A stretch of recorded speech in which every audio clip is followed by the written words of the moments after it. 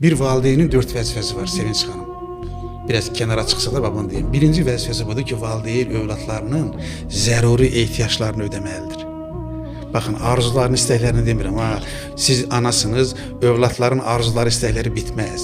Atanın, ananın övladların arzularını, istəklərini yerinə yetirmək kimi bir vəzifəsi yoxdur. Bunu övladlar da bilməsi lazımdır. Atam mənim üçün hər şey etməlidir. Yox belə bir şey. Yoxdur elə şey. Bəli. Anam mənim xidmətçim olmalıdır. Yox belə bir şey.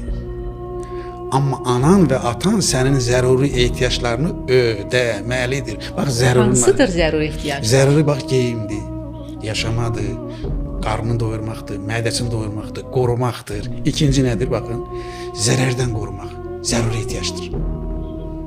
Bir valideyn övladını zərərdən qoruyursa, yəni zərərli fikirlərdən, əxlaqsızlıqdan, narkomaniyadan, içkidən, qumardan, insanı insanlıqdan çıxaran bu yanlış işlər nə varsa onların hamısını saymaq istəyirəm. Bunları qorumaq valideynin ikinci vəzifəsidir. 3. Bir valideyn övladını xeyrə yönəltməlidir. Doğruya yönəltməlidir, təhsilə yönəltməlidir, əxlaqa yönəltməlidir. Doğru olana, barışa, insanlar arasında xeyri yaymağa yönəltməlidir, oxuya yönəltməlidir. Baxın, övladlarının zəruri ehtiyacını ödəmək, övladlarının zərərdən qorumaq, övladlarımızı xeyrə yönəltmək və bir də mən əlavə edirəm, övladlarınıza güvən vermək, güvən aşılamaq.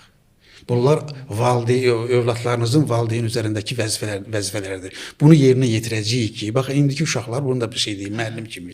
İndiki uşaqlar təhdid dilini sevmirlər. Siz övladınıza bax, bunu bir də etsən, sənə gününü göstərəcəyəm deyirsinizsə, mən müəllim kimi sizə deyirəm ki, uşaq bunu belə anlayır, bunu bir də etməliyəm. Əgər o uşaqda qürur duyğusu varsa, özünə sayğısı varsa, onu təkrar edəcək. İndiki metod bax budur, bunu da qısaca bunu söyleyeyim. Birinci budur ki, birinci uşaqlara təsir mexanizmi budur ki, baxın, dəyər verəcəksiniz, məsuliyyət verəcəksiniz, içində şəfqət olan nəzarət edəcəksiniz. Bax, bu sözümün altına xət çəkirəm. Nəzarət demirəm, içində şəfqət olan nəzarət, mərhəmət olan nəzarət.